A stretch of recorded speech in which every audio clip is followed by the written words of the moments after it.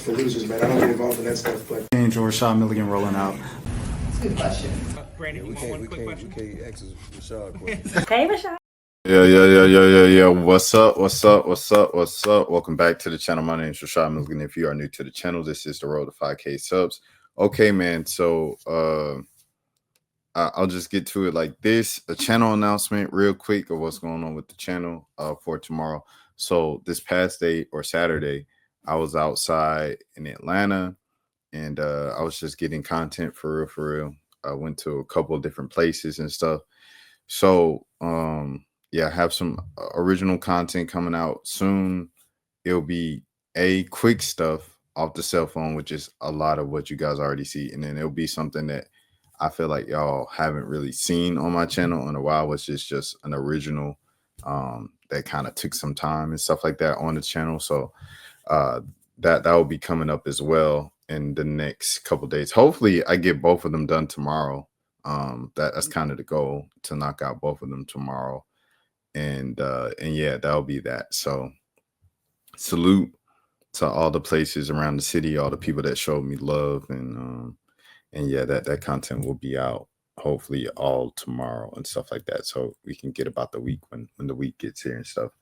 So during the day I was outside getting content at various places, and then at night I was working. It was the LSU baseball game started later, so I didn't, get to kind of be there for all the action, all actual action. So I got off right when the Pacers won. And as I said, man, as I said before, like, Pascal Siakam is the guy. Like, you know what I'm saying? Like, he has to be kind of considered. Okay, like, we have to have conversations about this guy. It seems like some way, somehow, he's always connected to teams that are winning, teams that are going to the championship. He's going to be part now of two teams that have won the Eastern Conference Finals, and he's going to be a big part of that. So as you see here tonight, he won the Eastern Conference Finals MVP. He averaged, what did he have? He averaged 31 points in the series. This is crazy. No. He scored 31 points in the series, and he averaged 24.8 points on 52% shooting, 50% from three in the series. That's crazy. That's ridiculous, bro. That's ridiculous. I think, Tyrese, he had a game where he had like 8 points in the Eastern Conference Finals, and nobody talked about it. And that was a large reason why I think, like, Siakam was voted Eastern Conference Finals player MVP, because he was consistent every single game. This is something that I'm about to bring up in a second here with the W, as you guys see in the title and stuff. But yes, Pacer fans who have not cheered for our finals team in 25 years, word is Siakam hoisted the Larry Bird Trophy little more than a year after Indiana acquired him via trade from Toronto. The move paid off immediately, complementing a promising young Indiana core with the All-Star and NBA championship pedigree Siakam earned with the Raptors. It's been such an amazing experience so far.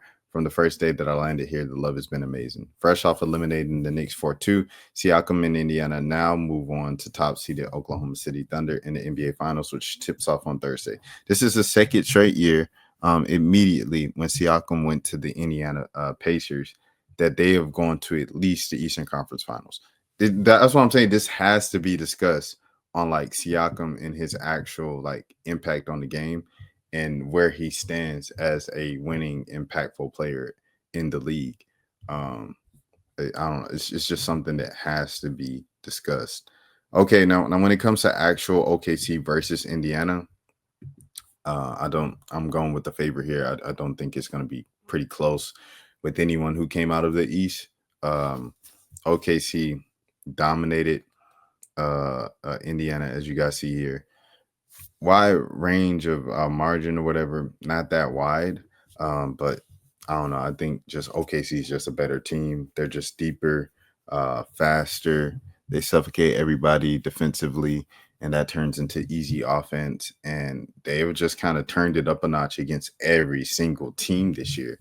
A team comes in, they make it competitive and stuff like that. OKC just chooses to flip on the switch and just run away from them and blow them out, and that's kind of been their whole thing this entire year. So as you guys see, their first matchup, SGA had 45 points, bro. He had 45 points. Let's look at the box score of this one. This is the one where OKC only won by 6 points. But yeah, and they won the fourth quarter by 7 points. But SGA had 45, dog. It took 45 from SGA to do it. You guys see the help that he had. J-Dub had 20 points. Hartenstein had 11 and 13. Ludort, had 13 and 7. And that was it. Like, they had no help off the bench. It was all just an effort that SGA had to do what he had to do. And he did it in an efficient manner. 45 points on 22 shots. Good hoops.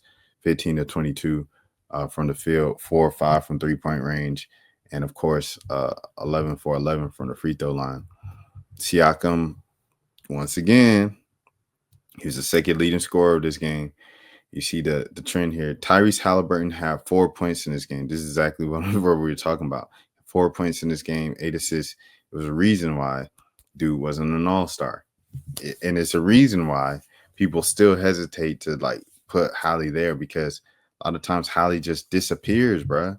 He just disappears. He fades. He plays into the team. This exact same thing that we say, what I'm saying with the players we were talking about in the W now. But yeah, Siakam, 22 points, 10 rebounds.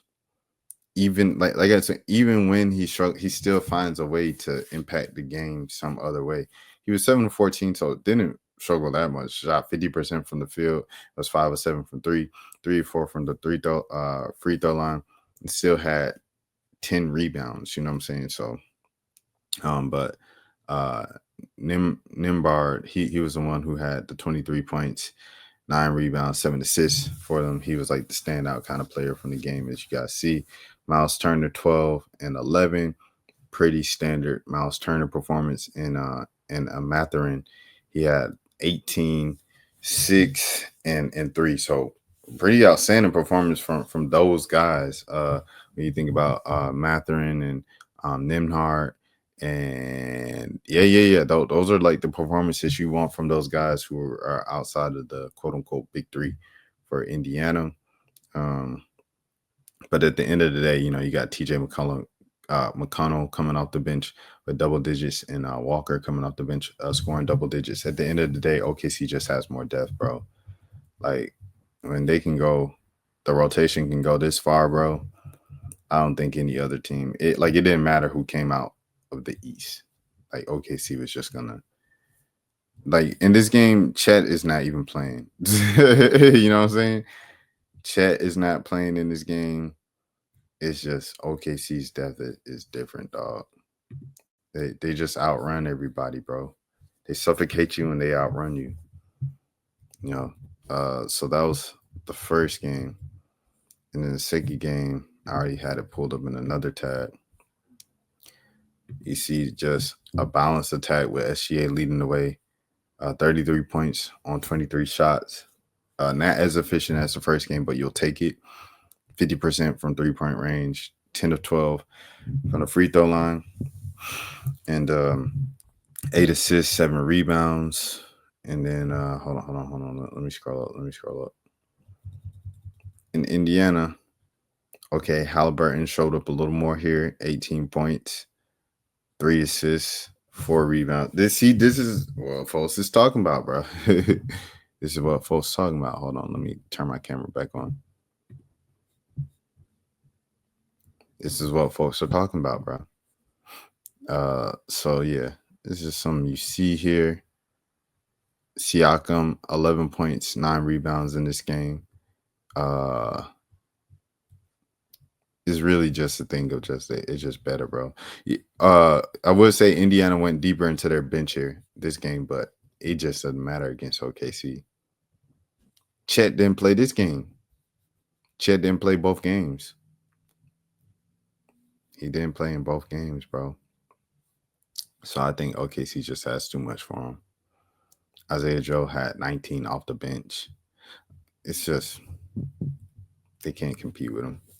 But yeah. Well, while I don't think they can compete with him, I still want to give Pascal his credit. Because like, people aren't going to give him his credit for real. But like you, at some point, you have to start the conversation. He was very important, like the second most important Raptor to win that championship. As Malik, we brought up the last Birds and Buckets episode. He said, yeah, at the same time, Van Vliet was too. And then and now he's bringing his second team immediately into Eastern Conference Finals contention the past couple years, and now he led them to the finals and became Finals MVP, Eastern Conference Finals MVP. Like that has to be discussed. You can't just ignore that. And I know a lot of people are. Okay, now going into the WNBA of the point that I was making. So I was talking to today in the hold on, let me see this so I know what I'm. That's for losers, man. I don't get involved in that stuff, but. And Rashad Milligan rolling out. That's a good question. We can't ask Rashad questions. Hey, Rashad.